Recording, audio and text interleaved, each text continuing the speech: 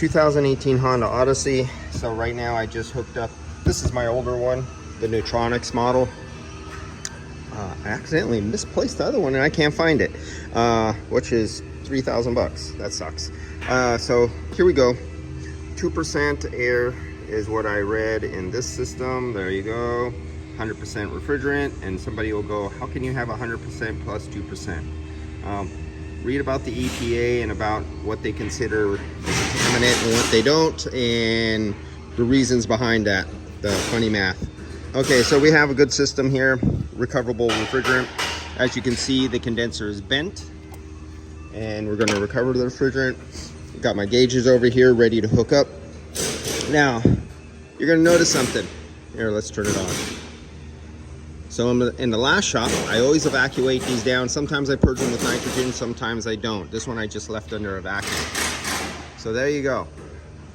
I drove from the last shop, and it's at 721 microns, 720 microns. So you see this change right here because the sensor is heating up. It works off of temperature. So the batteries I turned it on, it's heating up to get an accurate reading. So between the last shop and here, it's been holding at 727 microns. So you know that there's no leak at your fittings, there's no leaks through the seals here, the shafts. It's been holding this whole time since the last shop. And this is what I do between every vehicle. And it always keeps your inner lining of your hoses dry and clean. Then if you want to remove oil, you use 99%, what's the name of that? And I've lost it. Isotonic alcohol.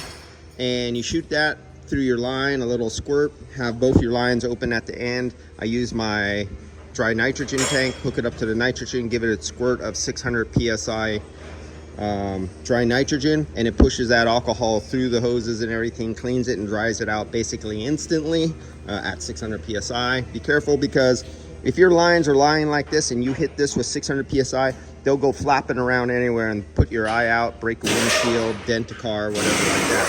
Very dangerous. All right, so that's where we are right now. We'll get back on this. I gotta recover it. We have a replacement OEM Honda right here, brand new out of the box. So we have no worry about fit or finish or performance or anything like that, like a lot of the aftermarket ones. And we'll get on from here. See you guys later. Remember, every shop needs one of these. If they're not, you're not a shop.